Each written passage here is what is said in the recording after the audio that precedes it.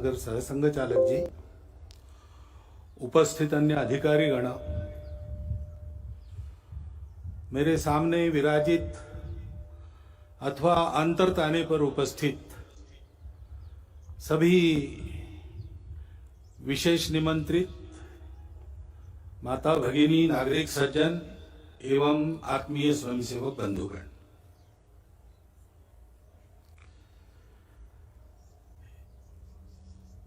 एक वर्ष के विराम के पश्चात फिर से हम खुले मैदान में, भले ही कम संख्या में एकत्र उपस्थित है, परंतु पूरी संख्या में अन्य केंद्रों पर उपस्थित है। और यह वर्ष अपनी स्वतंत्रता का 75वां वर्ष है। 15 अगस्त 1947 में को हम स्वतंत्र हुए। स्वाधीन हो गए। स्वतंत्र बनने की प्रक्रिया का प्रारंभ उस स्वाधीनता के कारण हम कर पाए, यानी अपने देश को चलाने के सूत्र हमने अपने हाथ में उस दिन लिए। अब चलाते चलाते अपने देश को स्व के आधार पर एक तंत्र पर खड़ा करने की प्रक्रिया वो चल रही है, क्योंकि स्वतंत्रता क्यों चाहिए इसके बारे में भी अपने देश में संघर्ष हुआ। स्वतंत्रता के लिए संपूर्ण भारत में समाज के सभी वर्गों से, देश के सभी क्षेत्रों से लोगों ने परिश्रम किए, संघर्ष किए, बलिदान दिए, त्याग और बलिदान के हिमालय खड़े किए। स्वतंत्रता और परतंत्रता, इसके बारे में सबकी कल्पनाएं समान सी थी। यानी 1857 के पहले 1830 के दशक में दक्षिण भारत में वीरपांड्य कट्टबोमन के नेतृत्व में जो हुआ संघर्ष ब्रिटिशों के साथ, उसकी घोषणा करते समय एक पढ़ा गया, उसको कुंडरा नाम के ग्राम में पढ़ा गया, इसलिए उसको कुंडरा डिक्लेरेशन कहते हैं। उसमें यह कहा गया कि ये जो विदेशी बाहर से आए हैं, इनका रंग सफेद है, इसलिए पूजा में कपूर और भोजन में नमक महंगा हो जाएगा अगर हमने इनको यहां राज्य करने दिया तो। और बहुत बाद में महात्मा गांधी जी ने और एक सत्याग्रह की शुरुआत मुट्ठी भर नमक उठाते हुए की। कहते हैं कि उसके कारण अंग्रेजों के विशाल साम्राज्य की बुनियाद की मिट्टी खसकी। तो इस प्रकार कुछ समान से भाव सबके मन में थे, आपस में संपर्क नहीं था तो भी,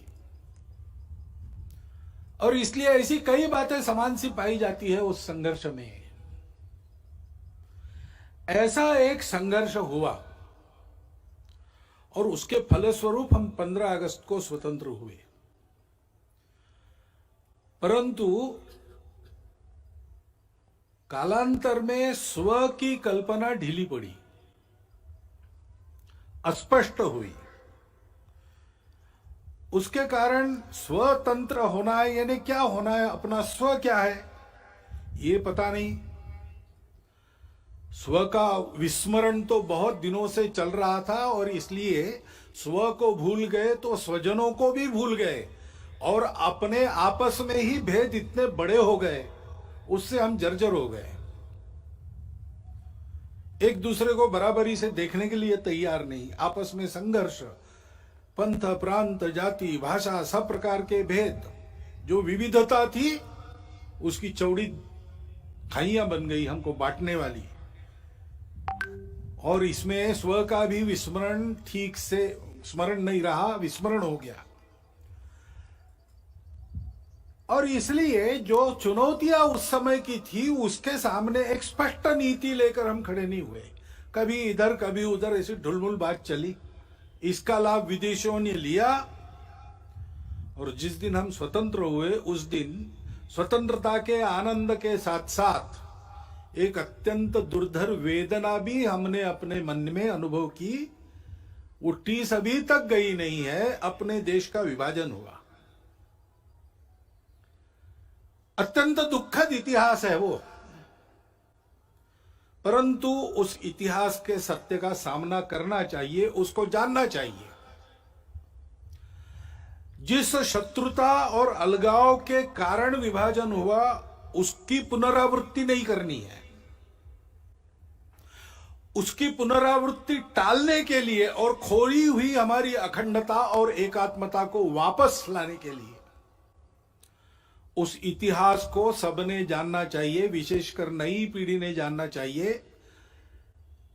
क्योंकि अब जो पीढ़ी है वो उसके बाद उसने जन्म लिया है, उसको जानना चाहिए ताकि उसकी पुनरावृत्ति न हो, खोया हुआ वापस आ सके, खोए हुए बिछुड़े हुए वापस गले लगा सके।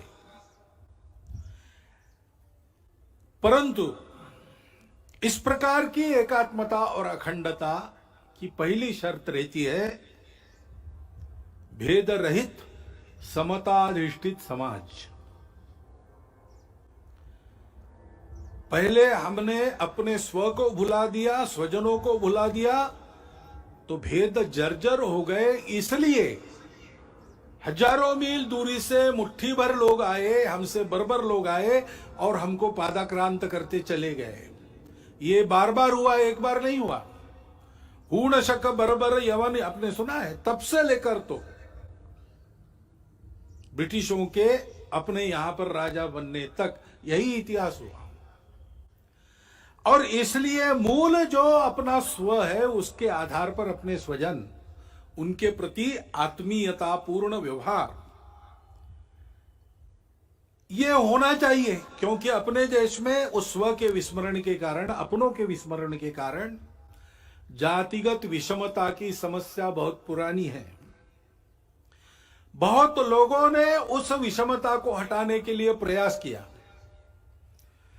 विषमता मूलक जो व्यवस्थाएं थी उनको निकाल दिया, समताधिष्ठित व्यवस्था लाने का प्रयास किया। लेकिन व्यवस्था तो व्यवस्था है, वो एक ढांचा है। आखिर चलाने वाला उसका उपयोग क्या करता है उस पर निर्भर है। चलाने वाले के मन में अगर समता है तो व्यवस्था समता की पोषक होती है। व्यवस्था तो बदलेगी ही, विषमता मूलक व्यवस्था टिक नहीं सकती, अप्राकृतिक है और इसलिए वो जाएगी ही। ठीक से जाए इसको देखना, इतना ही काम रहता है। लेकिन व्यवस्था बदलने के साथ साथ या उसके पहले मन बदलना चाहिए। भेद की भावना मन में रहती है, मन से वचन कर्म और वाणी में प्रकट होती है, वह और विचार में प्रकट होती है, व्यवस्था में प्रकट होती है। और इसलिए उस व्यवस्था के साथ साथ इस मन को बदलने का प्रयास होना चाहिए। संघ के स्वयंसेवक सब प्रकार के प्रयास करते हैं। बुद्धि से वाणी निकलती है, विचार से आदमी बोलता है, तो उस विचार में समाज के भेद बढ़ाने वाली भाषा नहीं चाहिए, समाज को जोड़ने वाली भाषा चाहिए। उतार चढ़ाव आते रहते, उल्टे सीधे प्रसंग होते रहते हैं। हर प्रसंग पर भाष्य करते समय, लोगों को राह दिखाते समय उनको आपस में जुड़ने की, प्रेम को बढ़ाने की भाषा होनी चाहिए। संवाद सकारात्मक हो। इसलिए सामाजिक समरसता मंच के माध्यम से, गतिविधि के माध्यम से संघ के स्वयंसेवक ये काम कर रहे। व्यवस्थागत व्यवहार भी बदले, इसलिए मंदिर पानी स्मशान सबका एक हो, यहां से प्रारंभ हो, इसका प्रयास भी अनेक वर्षों से स्वयंसेवक कर रहे, धीरे धीरे आगे बढ़ रहे। सब प्रांतों में प्रयास चल रहा है। परंतु मन से जाने के लिए तो मिलना पड़ेगा, बातचीत होनी पड़ेगी, अनौपचारिक बातचीत होनी पड़ेगी। और इसलिए पर्व त्योहारों में आपस का मेलजोल, मिलजुल कर जयंतियां, पुण्यतिथियां, विशेष उत्सव इनको करना, जैसे समाज मिलता जुलता है वैसे परिवार भी समाज के विभिन्न वर्गों के आपस में मित्रता करे।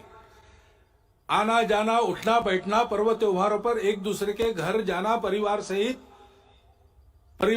घर पर बुलाना, इस प्रकार के अनौपचारिक पारिवारिक संबंध उत्पन्न हो।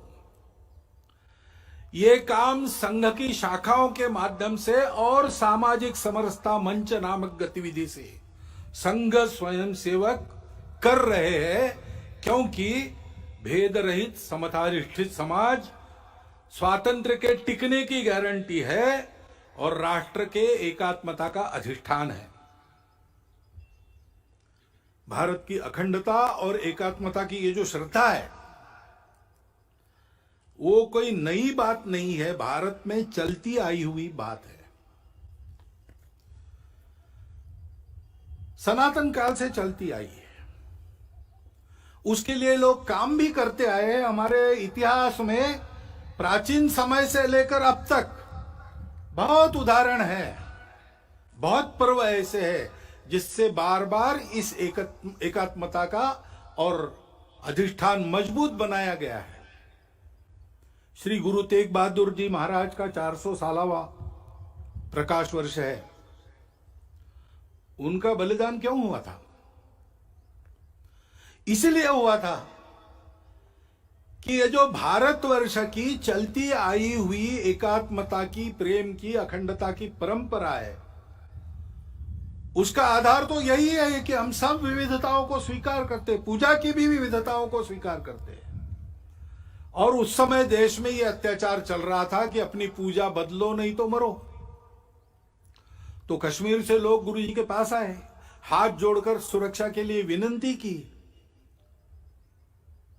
तेग बहादुर जी चले गए दिल्ली बादशाह के सामने और अपनी धर्म श्रद्धा का परिचय देते हुए उनका बलिदान हुआ। उन्होंने अपना सिर दे दिया, परंतु भारतवर्ष में इस प्रकार की पूजा की स्वतंत्रता बनी रहेगी, सबकी पूजा स्वीकार होगी, कोई एक दूसरे की पूजा पर जबरदस्ती नहीं कर सकता। यह जो अपने भारतवर्ष के संस्कृति का सार है उसको उन्होंने दिया नहीं, सिर दिया, सार नहीं दिया। इसलिए हिंद की चादर कहलाए। भारतवर्ष की स्वतंत्रता, भारतवर्ष की एकात्मता, अखंडता के लिए बलिदानों, मिनी वीरों की सनातन काल से जो आकाश गंगा यहां चली आ रही है, उस आकाश गंगा के वे सूर्य से थे। वह कल्पना हमारी समान सी है और प्राचीन काल से चलती आई है। स्वतंत्र जीवन कैसा होता है, स्वतंत्रता क्या है, सबके सुख की कल्पना है। मंत्र पुष्प में हम कहते हैं अपुत्रा पुत्रिण संतु पौत्रिणा अधना सधना संतु सर्वे संतु निरामया।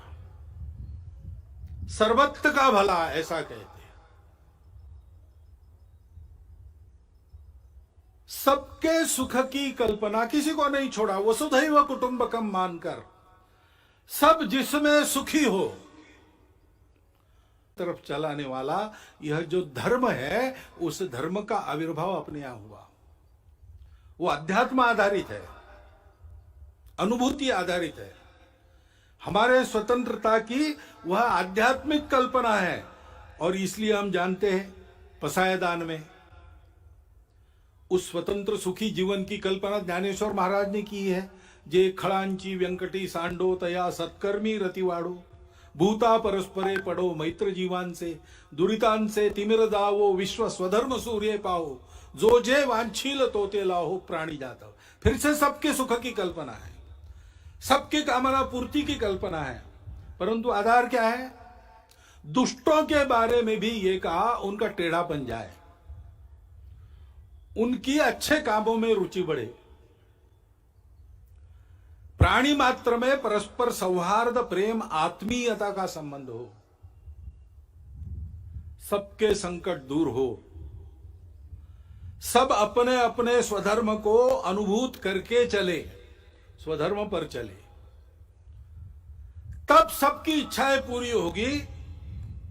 प्राणी जात तो सुखी होंगे, जिनमें प्राण है वो सब सुखी होंगे, सुख दुख का अनुभव कर सकने वाले सब सुखी होंगे। रविन्द्रनाथ टैगोर ने बाद में कहा, कोई अलग बात नहीं की, चित्त जथा भय शून्य उच्च जथा शिर। जहां चित्त भय से शून्य हो, जहां हम गर्व से माथा ऊंचा करके चल सके, जहां ज्ञान मुक्त हो, जहां दिन रात विशाल वसुधा के खंडों में विभाजित कर छोटे और छोटे आंगन न बनाए जाते हों, संपूर्ण मानवता की एकता की कल्पना, जहां हर वाक्य हृदय की गहराई से निकलता हो, सत्य पर चलने की कल्पना, हर दिशा में कर्म के अजस्त्र नदी के स्रोत फूटते हो और निरंतर अबाधित बहते हो, निरंतर कर्मशीलता, आदि आदि जो पूरी कविता उनकी है, वो हमारे स्वतंत्र जीवन की कल्पना देती है। और उसके पीछे जो स्व है उसका आधार आध्यात्म है, स्पष्ट करती है। और इसलिए योगी अरविंद, जिनकी 150वीं जयंती है, उन्होंने भी यही बात कही है, हमारे स्व का अधिष्ठान स्पष्ट किया है, हमारे राष्ट्रीयता की कल्पना को उच्च रव से कहा है। गांधी जी इसी आधार पर बोलते थे। उनको सबूत की आवश्यकता पड़ी तो धर्मपाल जी ने सबूत जुटाए और आजीवन तपस्या की। उसके आधार पर उन्होंने भारतवर्ष के ब्रिटिश का प्रभाव होने के पहले के जीवन का जो चित्र सबूतों सहित किया है, प्रमाणित है।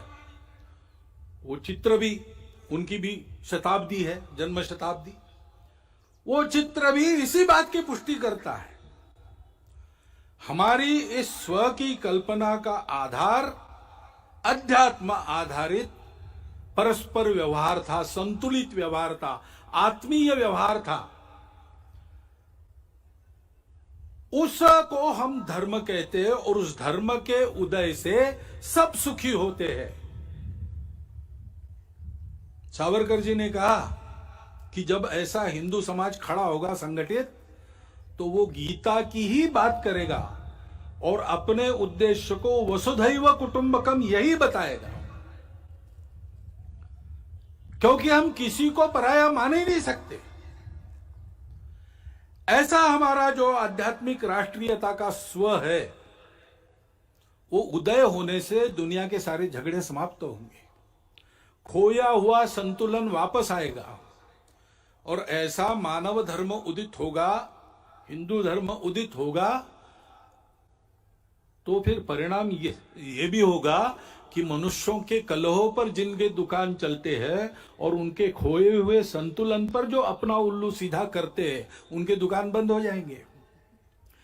और इसलिए हम देखते हैं कि ये न हो, भारत एक विकास के राह पर, बड़ा बनने की राह पर चल पड़ा है, ये हो न पाए, हिंदू समाज अपने स्व को समझ न पाए और वैसे ही कटा बटा रहे, इसलिए बहुत प्रयास चल रहे।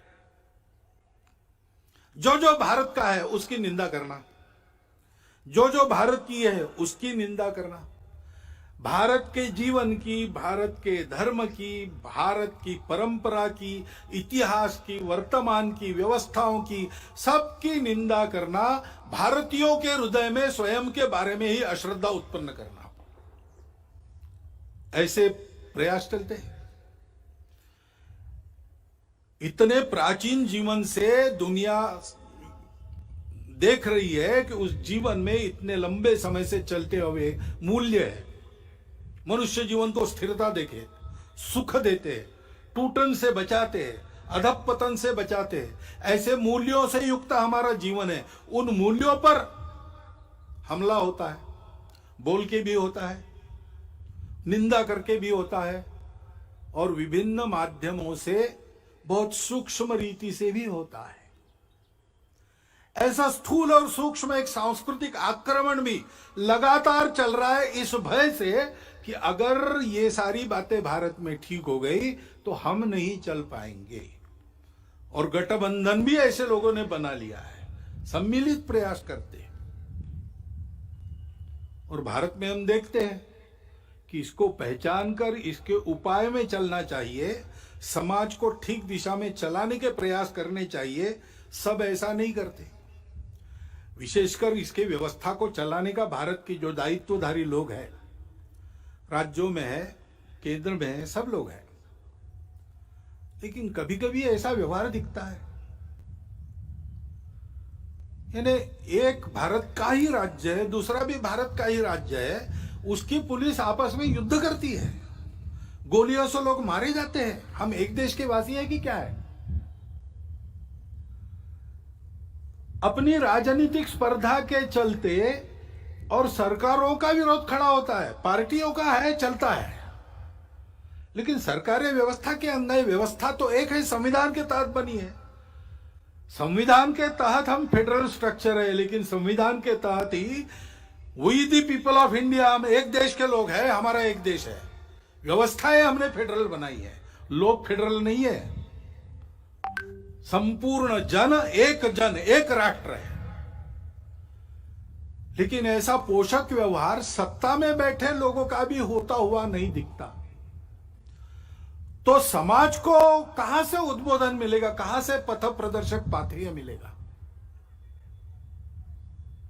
अपने राजनीतिक उल्लुओं को सीधा करने के लिए ऐसे छल कपट चलते हैं, उसमें समाज के मन का क्या होता है, समाज में जो भेद है उनको मिटाया जाता है कि उनको और चौड़ा किया जाता है, इसकी परवाह न करते हुए होता है।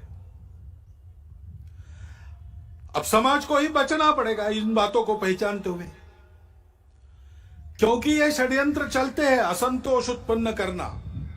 निमित्त तो मिलते ही है, इतने बड़े समाज में, इतने लंबे चौड़े देश में छोटा भी निमित्त है, उसको प्रचार के साधनों के आधार पर बहुत बड़ा करके बताना, असंतोष उत्पन्न करना, आपस में विरोध उत्पन्न करना, जाति से जाति को लड़ाना, प्रदेश से प्रदेश को, भाषा से भाषा को लड़ाना, कलह उत्पन्न करना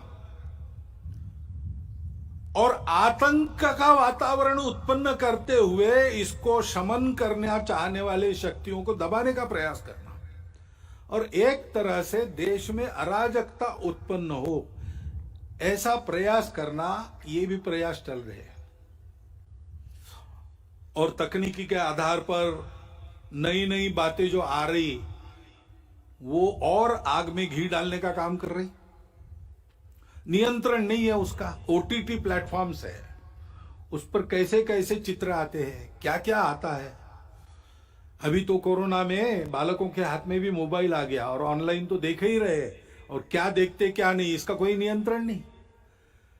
और ओटीटी प्लेटफॉर्म पर क्या दिखाना, इसका भी कोई नियंत्रण नहीं।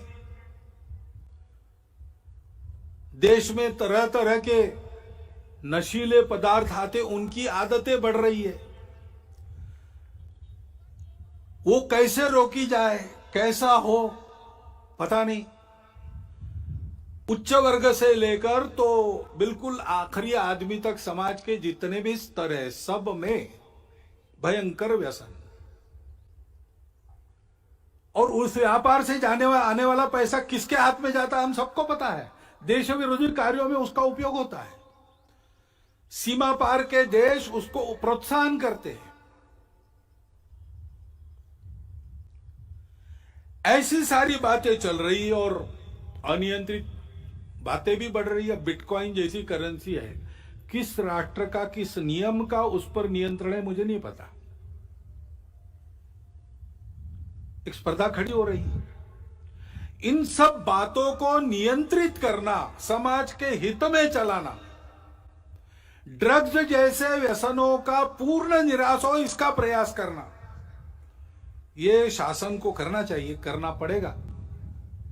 परंतु शासन तो अपना काम आज नहीं कल करेगा, करने का प्रयास कर भी रहा है। वो यशस्वी आज न कल होगा, परंतु तब तक के लिए इसका बचने का और बाद में भी बचने की क्या बात है, कैसे होगा? तो अपने यहां पर एक वाक्य सर्वत्र लिखा मिलता है, मन का ब्रेक उत्तम ब्रेक। समाज का मन तैयार होना चाहिए, नई पीढ़ी का मन तैयार होना चाहिए। बालकों का, शिशुओं का मन घर में तैयार होता है। नवतरुण होने के बाद जब दुनिया में जाता है और वो दुनिया के आगे खड़ा होता है, तो उस व्यक्ति को क्या लेना क्या नहीं लेना, क्या ठीक है क्या गलत है, इसका विवेक जो मिलता है वो घर से तैयार होके मिलता है, माता पिता के आचरण के उदाहरण से मिलता है, घर में जो अपनी कुलरीतियां पद्धतियां चलती है उसके संस्कारों से मिलता है। उनको ठीक करने से बहुत सारी बात बिना शासन के भी हम कर पाएंगे, और इसलिए कुटुंब प्रबोधन की गतिविधि हमारे स्वयंसेवक चलाते हैं। सप्ताह में एक बार कुटुंब के लोग बैठते और आपस में संवाद करते हैं, मुक्त चर्चा करते हैं। स्वभाषा स्वभूषा, अपना भजन भवन भ्रमण भोजन किस प्रकार से चलता है, कम से कम अपने घर की चौखट के अंदर हम लोग अपने स्व के आधार पर आचरण करते कि नहीं, घर में अपनी भाषा बोलते हैं कि नहीं, कागजों पर अपना हस्ताक्षर करते हैं तो अपनी मातृभाषा में करते हैं कि नहीं, करना चाहिए। जहां टाल सकते विदेशी भाषा को टालो, जहां उसका उपयोग है और जहां अनिवार्य है वहां तो करना ही पड़ेगा, करेंगे भी, हमको किसी भाषा से थोड़ी बैर है।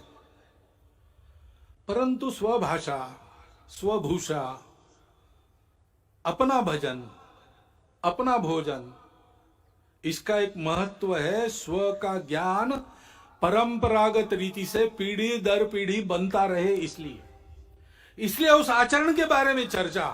और मैं अपने लिए रोज कुछ करता हूं, परिवार के लिए रोज करता हूं, समय देता हूं, पैसा देता हूं, देश समाज के लिए रोज क्या करता हूं, कितना खर्चा रोज करता हूं, इसका विचार होके ऐसे छोटे छोटे संकल्प लेना, और उसके आधार पर परिवार में सब लोगों का मन बनना चाहिए, नई पीढ़ी का भी बनना चाहिए। तो इस प्रकार के विपरीत वातावरण में भी उनकी प्रतिकार शक्ति जागृत रहने से, विवेक शक्ति जागृत रहने से वो उचित का ही चयन करेंगे। स्वाभाविकता तो उनका झुकाव अच्छे के तरफ ही है, केवल उसके लिए पोषक उनके मन बुद्धि के संस्कारों को बनाना चाहिए, उसके लिए गतिविधि चलती है। हमारे स्वयंसेवक भी और अन्य अनेक लोग भी ये काम कर रहे हैं।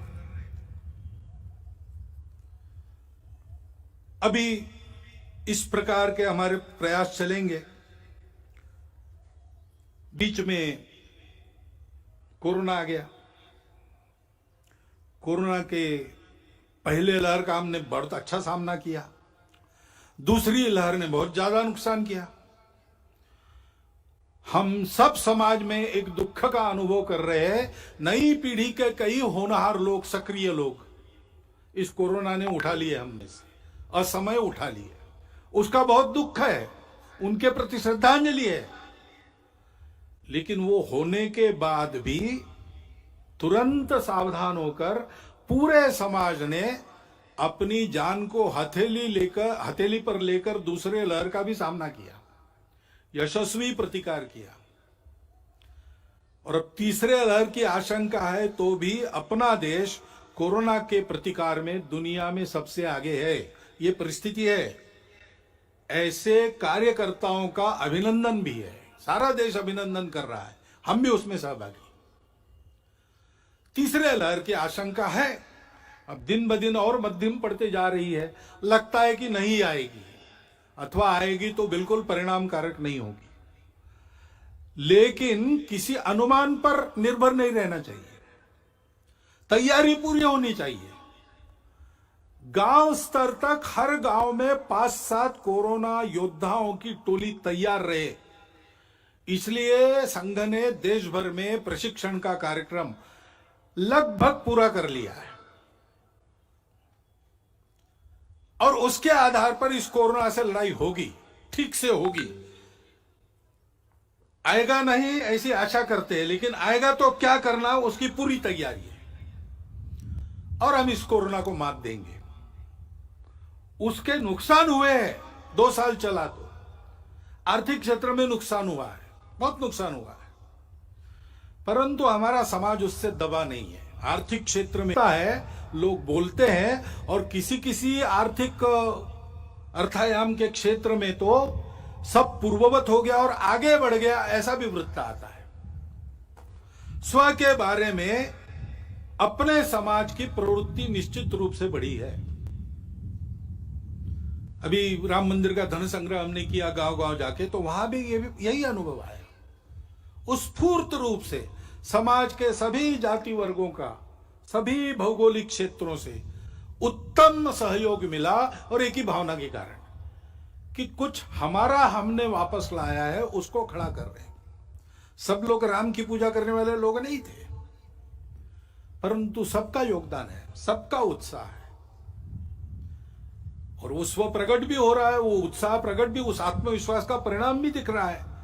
अभी ओलंपिक और पैरा ओलंपिक में कितने मेडल, पैरा ओलंपिक में 5 स्वर्ण, 8 रौप्य और 6 कांस्य पदक हमारे खिलाड़ियों ने प्राप्त की। ये उत्साह कहां से आया?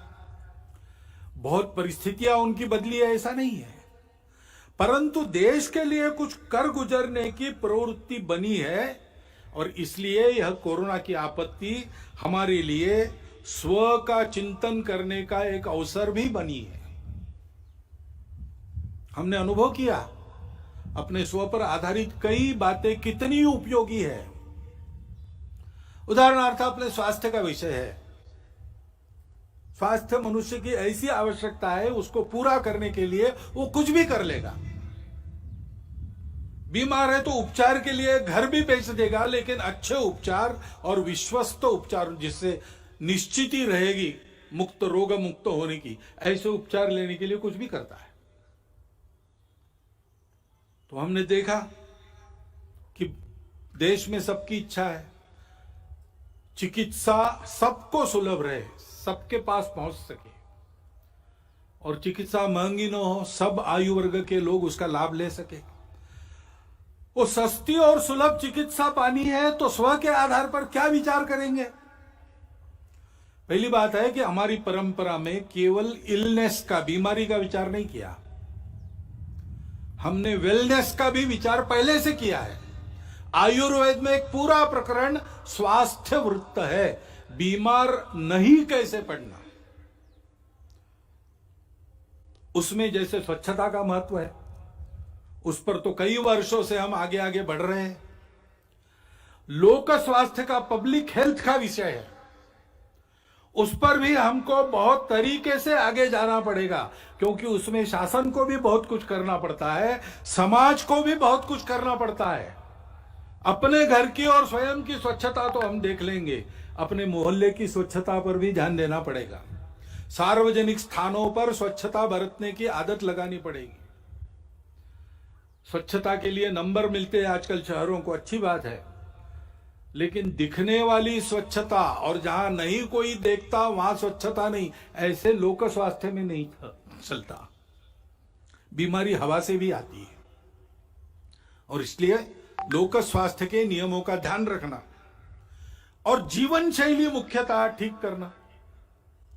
प्राकृतिक जीवन शैली चाहिए, जितनी प्रकृति के पास रहेगी उतना हम स्वस्थ रहेंगे।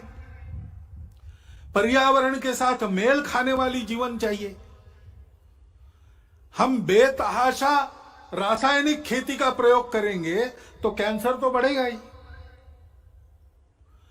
हम अगर हर जगह प्लास्टिक से प्रदूषण लाएंगे तो हम जिस सांस से हवा भरते हैं वो सांस अपनी विषैली हो जाएगी। और इसलिए हमारे यहां पानी का उपयोग ठीक से करना, नाप तोल कर करना। पानी सबके लिए आवश्यक है, लेकिन अगर हम पानी को अमर्यादित खर्चा करने लगे तो सबको पानी नहीं मिलेगा, और सब सुखी होंगे तभी हम सुखी होंगे, नहीं तो नहीं होंगे। प्लास्टिक का उपयोग कम से कम करना चाहिए, कम से कम, जिसको अंग्रेजी में सिंगल यूज प्लास्टिक कहते हैं, उसको तो आप जीवन से हटाने की बारी आ गई। और जहां बनता है, घर से लेकर, आंगन से लेकर, मोहल्ले, गांव, जंगलों, खेतों तक हरियाली बढ़ाना, वृक्षारोपण करना, ये करने की आवश्यकता है। उसके लिए पर्यावरण गतिविधि चलाते हैं स्वयंसेवक। पर्यावरण के क्षेत्र में बहुत लोग काम करते हैं, जल संधारण से लेकर सारी बातों में। पर्यावरण गतिविधि प्रत्येक परिवार में पानी बचाना, प्लास्टिक हटाना और हरियाली बढ़ाना, इन तीन का छोटी छोटी बातों से लेकर सब में आचरण उत्पन्न हो, इसके लिए प्रयास करती है। क्योंकि ये ऐसी जो पर्यावरण की शैली है वो स्वास्थ्य को भी ठीक करती है और खर्चा भी बचाती है। कोरोना काल में जितने विवाह हुए कितने सस्ते में हुए। हमारे ध्यान में कई बातें आ गई कि हम जो खर्चा करते हैं वो कितना खर्चा फालतू होता है, इससे कम में हम जी सकते हैं। जो मिलता है उसमें अपने घर गृहस्थी को रोटी, कपड़ा, मकान, स्वास्थ्य, शिक्षा, अतिथि सत्कार, ऐसी न्यूनतम आवश्यकताओं को ठीक से पूर्ण कर सकते हैं। अब कोरोना जाएगा, जाने को है, अपनी सुधरी हुई आदत को फिर से नहीं बिगाड़ना, इसका हमको ध्यान देना पड़ेगा। और इसलिए पर्यावरण के साथ स्वास्थ्य को साधते हुए हमको यह भी प्रयास करना पड़ेगा कि सब प्रकार की पैथियों को मान्यता देते हुए अपने अपने पैथी का अहंकार, अभिमान तो रहना चाहिए, गौरव तो रहना चाहिए, अहंकार नहीं होना चाहिए। कुछ बीमारियों को कुछ पैथी में इलाज है, किसी में नहीं है। हर एक चिकित्सा पद्धति का अपना अपना तत्वज्ञान है। मतभेद हो सकते हैं लेकिन विरोध नहीं होना चाहिए। सभी चिकित्सा पद्धतियों का समन्वय करते हुए सबको सुलभ हो सके ऐसी चिकित्सा हम दे सकते, क्योंकि कुछ पद्धतियों में इलाज महंगे हो जाते, उसका इलाज नहीं। कुछ पद्धतियों में वही इलाज बहुत सस्ता हो जाता है उसी बीमारी का, और गुण भी मिलता है। तो इसलिए सभी पद्धतियों का समन्वय करते हुए कैसे आगे बढ़ेंगे, और सबको एकदम बहुत गंभीर चिकित्साओं का सामना नहीं करना पड़ता। छोटी मोटी रोज की बीमारियां होती है तो प्राथमिक चिकित्सा अपने गांव में ही उपलब्ध रहे, उसमें डॉक्टर वैद्य भी हो, और अंग्रेजी में कहते हैं बेयरफुट डॉक्टर्स, आरोग्य रक्षक, ऐसी भी कोई व्यवस्था बने।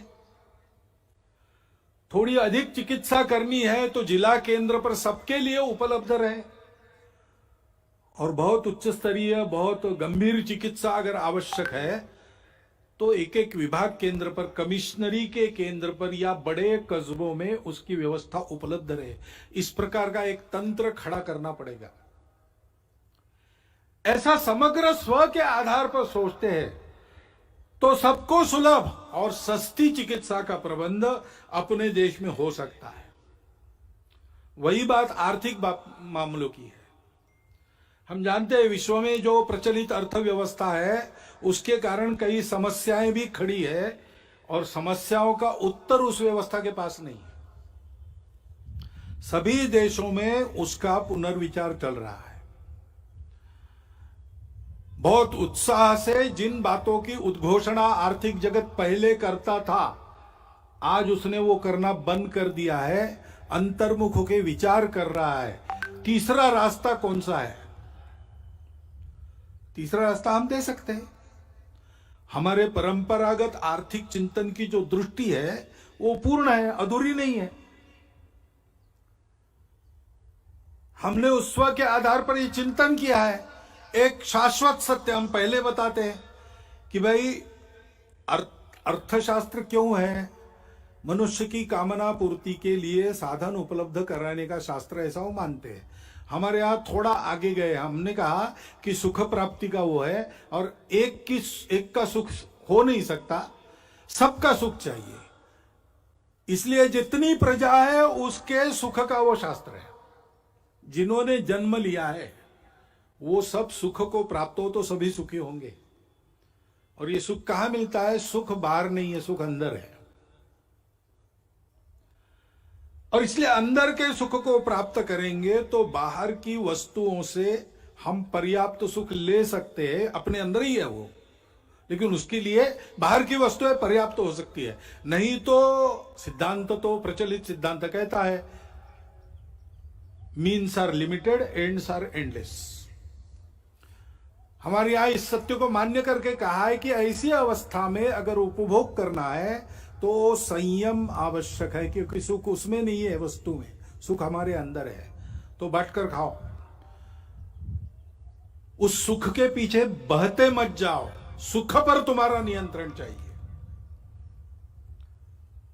और इसलिए संयम पूर्ण उपभोग, न्यूनतम आवश्यक जितना है उतना उपभोग, क्योंकि यह सब हमारा नहीं, मेरी अपनी प्रॉपर्टी नहीं है। इस पर मालकियत किसकी है? किसी की नहीं।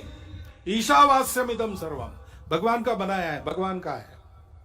उसने उसका यथोचित उपयोग जिसके लिए रखा है वो लेगा। सबका होने के बाद बचेगा, उसमें मैं अपने को चलाऊंगा। तेन त्यक्तेन भुंजित। मनुष्य प्राकृतिक और मानव निर्मित धन का स्वामी नहीं है, विश्वस्त है।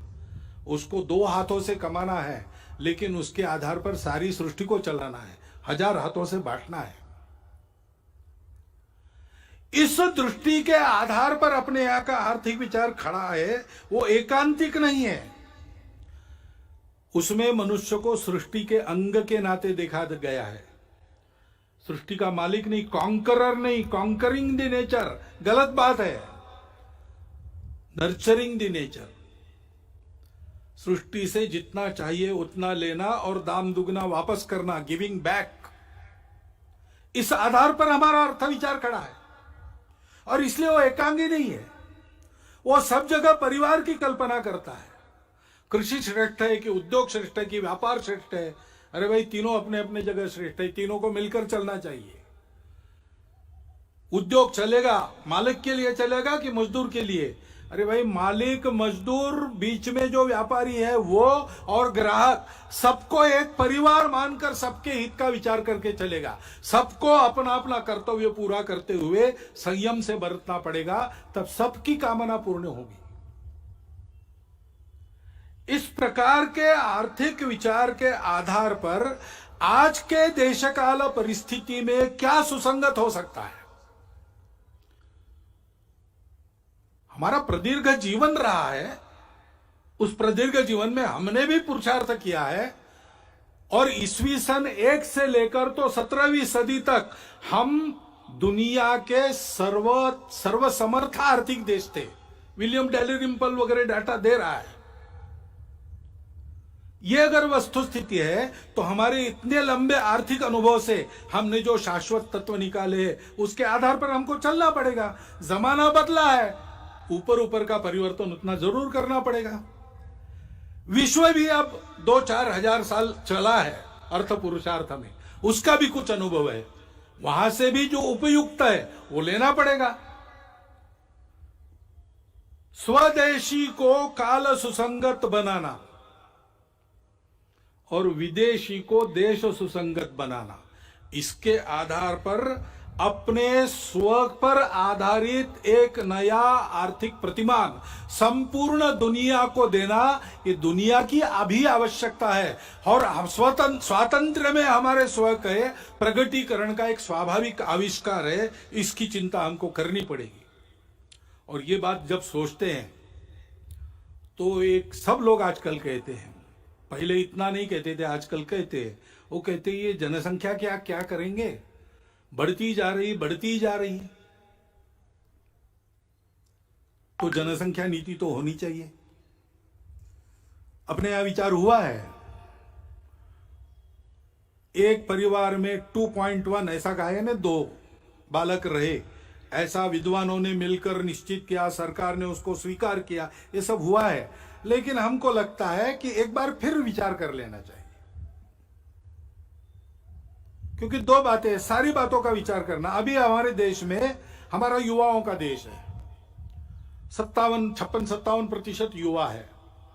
30 साल के बाद ये सब बूढ़े बनेंगे, उनको खिलाने के लिए भी हाथ लगेंगे। कितने हाथ लगेंगे? कितने लोगों को खिला सकेंगे, और उस समय जितने लोगों को खिलाना है उसके लिए काम करने वाले कितने लगेंगे? दोनों बातों का विचार करना पड़ेगा। इतना हम बढ़ेंगे तो पर्यावरण कितना झेल सकता है? हमारी माताएं उस दृष्टि से कितनी सक्षम है, उनको खुद के पैरों पर खड़ा रखने का सामर्थ्य, उनका सशक्तिकरण कितना हुआ है, वो कितनी प्रबुद्ध है, हम उनको कैसा ऐसा बना सकते, एक 50 साल आगे तक का विचार करके एक नीति बनानी चाहिए और उस नीति को सब पर समान रूप से लागू करना चाहिए। क्योंकि जैसे जनसंख्या एक समस्या बन सकती है, वैसे जनसंख्या का असंतुलन भी समस्या बनती है, बन रही है देश में, दुनिया में। हम देख रहे हैं, सब लोग बोल रहे हैं। इसमें किसी के प्रति बुरा भाव नहीं रहता है। अरे इसलिए हमने एक 2015 में ही प्रस्ताव पास किया इसके बारे में। उस प्रस्ताव को मैं पढ़ के बताता हूं।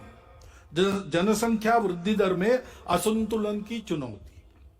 देश में जनसंख्या नियंत्रण हेतु किए गए विविध उपायों से पिछले दशक में जनसंख्या वृद्धि दर में पर्याप्त कमी आई है, लेकिन इस संबंध में अखिल भारतीय कार्यकारी मंडल का मानना है कि 2011 की जनगणना के पांथिक आधार पर किए गए विश्लेषण से विविध संप्रदायों की जनसंख्या के अनुपात में जो परिवर्तन सामने आया है, उसे देखते हुए जनसंख्या नीति पर पुनर्विचार की आवश्यकता प्रतीत होती है।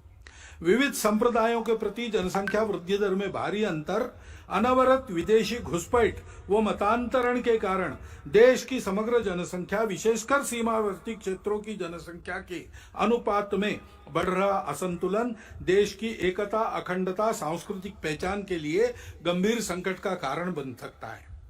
विश्व में भारत उन अग्रणी देशों में था जिसने 1952 से ही जनसंख्या नियंत्रण के उपायों की घोषणा की थी, परंतु सन 2000 में जाकर ही वह एक समग्र जनसंख्या नीति का निर्माण और जनसंख्या आयोग का गठन कर सका। इस नीति का उद्देश्य सकल प्रजनन दर की आदर्श स्थिति को 2045 तक प्राप्त कर स्थिर व स्वस्थ जनसंख्या के लक्ष्य को प्राप्त करना था। ऐसी अपेक्षा थी कि अपने राष्ट्रीय संसाधनों और भविष्य की आवश्यकताओं को ध्यान में रखते हुए प्रजनन दर का यह लक्ष्य समाज के सभी वर्गों पर समान रूप से लागू होगा।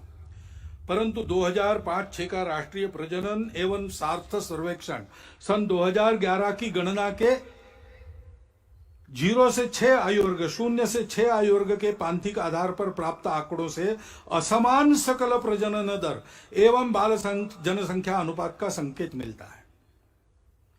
यह हमारा प्रस्ताव है, तो इसलिए सुझाव हमारे ऐसे और भी लिखा है, पूरा नहीं पढ़ता हूं, लिखित भाषण में उपलब्ध है।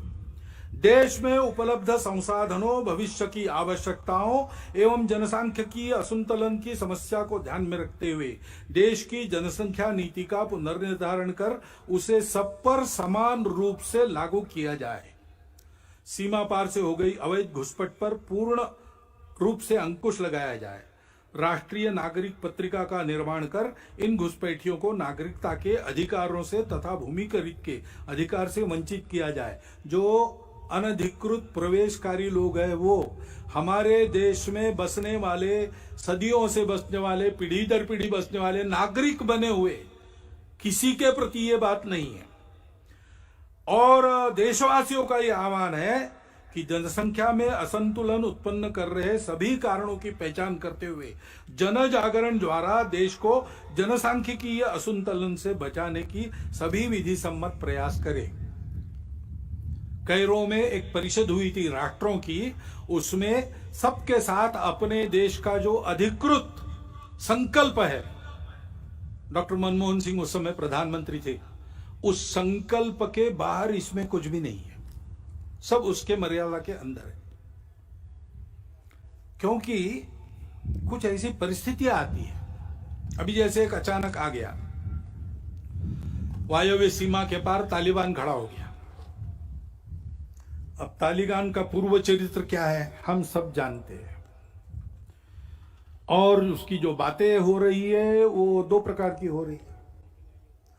कभी कहता है कि अच्छे रहेंगे, कभी कहता है कि नहीं हम वही है पहले से।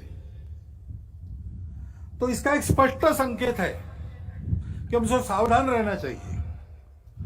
और तो और उस समय उसका समर्थन करने वाले जब खड़ा हुआ तब रशिया भी था, तुर्कस्तान भी था, चीन और पाकिस्तान तो आज भी है। अब तालिबान बदला भी होगा, पाकिस्तान बदला है क्या? ऐसा तो बिल्कुल नहीं है। चीन का इरादा भारत के बारे में बदला है क्या? ऐसा तो बिल्कुल नहीं है। और इसलिए यह मानते हुए भी हृदय परिवर्तन हो सकता है, बुरा से बुरा आदमी भी बदल सकता है, बातचीत से, संवाद से बातें हल होती है, प्रेम से, अहिंसा से मामला ठीक हो सकता है, इसको मानना चाहिए, इसके प्रयास भी जारी रखने चाहिए, लेकिन अपनी सावधानी, अपनी तैयारी को पूर्ण रखते हुए हमको सजग भी रहना चाहिए। हमारी सीमा सुरक्षा और अधिक चाक चौबंद होने की आवश्यकता है। जहां बार बार आक्रमण होते वहां तो ठीक ही है, लेकिन जहां नहीं होते ऐसा हम कहते हैं, लेकिन चोरी छुपे होते रहते हैं। सागरी सीमा है, हमारे सागरी प्रदेश में जो टापू है, देश के अंदर की बातें हैं, इन सबको बहुत अच्छा करना चाहिए। इंटरनेट के उपयोग के कारण अब साइबर सिक्योरिटी का भी प्रश्न खड़ा हो गया है। उसके मामले में हमको बहुत आगे जाना पड़ेगा, हम जाएंगे। और ऐसी बातों का परिणाम अंदर उपद्रवी लोगों के मनोबल पर न हो, हुआ तो भी वो कुछ न कर सके, ऐसा हमको ठीक रखना पड़ेगा। अभी अभी जम्मू कश्मीर में होकर आया, वहां सामान्य जनता को 370 हटने के अच्छे लाभ मिल रहे हैं, उसको तो मानते हैं, लेकिन और आगे बढ़ते हुए उनका देश के साथ सात्मीकरण हो, इसके प्रयास बढ़ाने की आवश्यकता है। मन से एक होना चाहिए। भारत से किसी भी भारतीय के रिश्ता लेन देन का नहीं है। हम भारत माता के पुत्र हैं, हम भारत के अंग हैं। कश्मीर की जनता को, उसके मन में उस भावना को हमको विकसित करना पड़ेगा। इस दृष्टि से शासन के, समाज के, दोनों के प्रयास चल रहे हैं। अब वो डर से ही काम लेते थे, तो उस डर को वापस लाना उनके लिए आवश्यक है। इसलिए चुन चुन कर जैसे पहले करते थे, मनोबल गिराने के लिए टारगेटेड वायलेंस, लक्षित हिंसा वो कर रहे हैं। उद्देश्य ही है उनका कि अपने डर को फिर से स्थापित करना, और समाज वहां संघर्ष कर रहा है। वो कह रहा है कि एक बार डरे डरे अब नहीं डरेंगे, आप डर को वापस नहीं ला सकते। लेकिन शासन को भी बड़ी चुस्ती से इसका बंदोबस्त करना पड़ेगा, तब इस संघर्ष को हम ले लेंगे, जीत लेंगे। हिंदू समाज को ये सब करना पड़ेगा।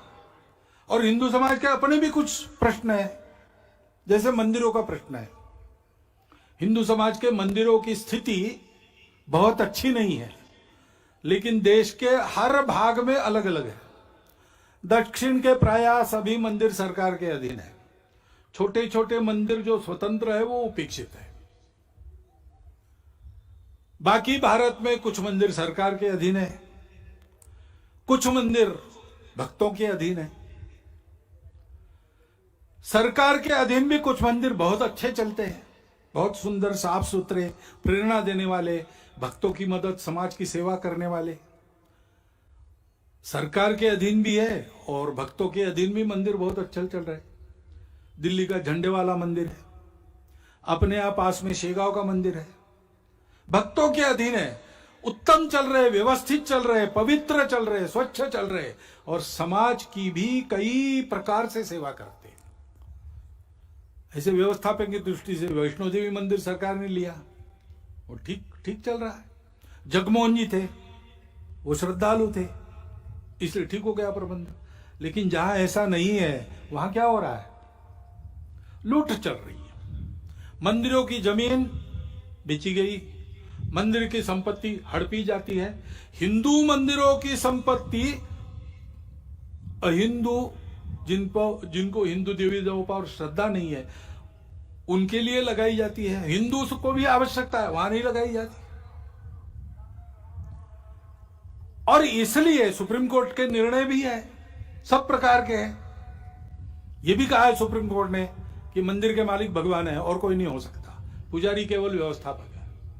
यह भी कहा है सुप्रीम कोर्ट ने कि सरकार व्यवस्था उत्पन्न करने के लिए कुछ समय तक ले सकती है, 1 2 3 वर्ष, उसके बाद वापस करना पड़ेगा। और इसलिए एक बार इसका निर्णय होना चाहिए ठीक से, और निर्णय यह भी होना चाहिए हिंदू समाज इन मंदिरों को कैसे रखेगा। हिंदू समाज की क्या व्यवस्था है अपने मंदिरों को जैसे वो पहले समाज के जीवन के केंद्र हुआ करते थे वैसे चलाने का। क्योंकि हिंदू समाज की श्रद्धा जगे, हिंदू समाज का बल जगे, हिंदू समाज के लोगों के आपत्तियों का निवारण हो, उनको श्रद्धा मिले, उनको सहारा मिले, इस दृष्टि से हिंदू समाज की ये जो सारी व्यवस्थाएं आज भी है पतित हो गई है, उनको ठीक करने के लिए हिंदू को जगाना पड़ेगा। क्योंकि हिंदू समाज का ऐसा होना ही सारी बातों का आधार है। हमारे देश का स्व आध्यात्मिक है, उसमें अनेक पूजाएं आ सकती है, बाकी पूजाएं समाई भी जा सकती है, वो पूजा पर निर्भर नहीं करता। शासन प्रशासन देश को कैसे चला गया एक बात होती है, लेकिन देश को तो सही अर्थों में समाज चलाता है। और अपने समाज का जो स्व है वो स्व छोटी पहचानों के संकुचित अहंकार को भूलकर उनको स्वीकार करना, पहचानों को उनका पूर्ण सम्मान करना, उन सब पहचानों को आदर और विकास का अवसर मिलना, परंतु उसके अहंकार में फंसना नहीं। उससे बड़ा हम सब एक समाज है। ये संपूर्ण भारतवर्ष हमारी मातृभूमि है। राष्ट्र हमारे यहां राज्य आधारित नहीं है, नेशन स्टेट नहीं है। हमारे यहां जनपदवती भूमि ये राष्ट्र का आधार है।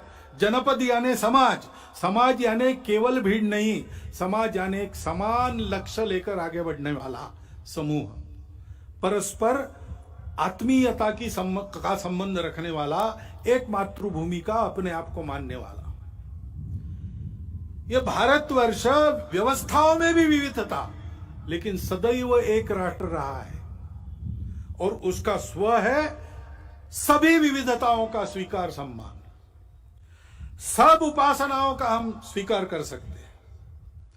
यह बात सही है कि उपासना आक्रमणकारियों के साथ भी दुनिया की दो यहां आई है, शरणार्थी होकर भी दुनिया की दो उपासनाएं यहां आई है, यहूदी और पारसी, इस्लाम और ईसाइयत। आक्रामकों के साथ प्रवेश कर गई है, आक्रामकों के साथ बढ़ी,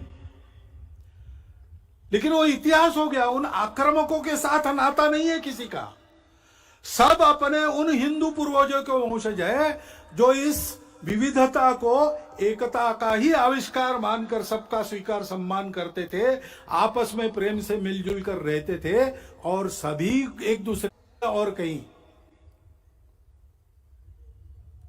और उसकी यह सबको अपना मानने वाली सा प्रथमा संस्कृति विश्ववारा, ऐसा गौरव से जिसको कहा गया है, मनुष्य में मनुष्यत्व को जागृत करने वाली उस संस्कृति का असर सब पर है। उस संस्कृति को मानकर सब पर चलना, ये सबने मान्य करना चाहिए। इसमें किसी को पूजा नहीं छोड़नी पड़ती, भाषा नहीं छोड़नी पड़ती, कुछ नहीं छोड़ना पड़ता। अपना कट्टरपन, अपने मन के अलगाव की भावना और अपनी छोटी पहचानों का अनुचित अहंकार छोड़ना पड़ता है। उसका गौरव सुरक्षित रहता है, उसकी प्रतिष्ठा, उसका स्वीकार सम्मान सुरक्षित रहता है। राष्ट्रवासियों के लिए इस आह्वान का स्वीकार करके ही भारत की एकात्मता, अखंडता वापस आएगी। यही इमोशनल इंटीग्रेशन कहा गया है, जिसका आह्वान अपने संविधान ने किया है। इसके लिए सबने प्रयास करना चाहिए, ऐसा दिग्दर्शन किया है। और यह सारा तब समझेंगे लोग जब हिंदू समाज ऐसा होकर दिखेगा। हम अपने छोटे छोटे अहंकार भूलकर सबको अपनाने की नियत रखें।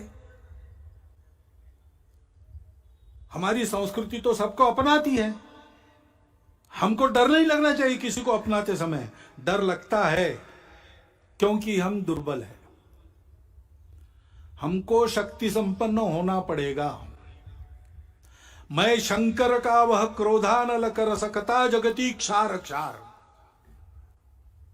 ऐसा बल होना पड़ेगा, लेकिन जगती को क्षार नहीं करना है, भूभाग नहीं, शत शत मानवों के हृदय जीतने का निश्चय। जो हाथ उठाए उसका हाथ न रहे, इतना सामर्थ्य होना चाहिए। लेकिन सामर्थ्य का उपयोग क्या करना चाहिए? दुर्बलों की रक्षा। शील और शक्ति को साथ में लेकर हिंदू समाज को चलना चाहिए, क्योंकि दुनिया दुष्टों की है, वो बिना शक्ति सत्य को भी नहीं मानती। तो हिंदू समाज को अपने भेद भूलकर संगठित होना पड़ेगा, शक्ति संपन्न होना पड़ेगा। सबको समझना पड़ेगा कि इस अर्थ में हम सब हिंदू हैं। इसको समझा, इसलिए तो हमारे इतिहास में राणा सांगा के साथ अकबर से लड़े, बाबर से लड़े, हसन खां मेवाती हो गए। राणा प्रताप के साथ अकबर को टक्कर देने वाले हकीम खां सूरी हो गए।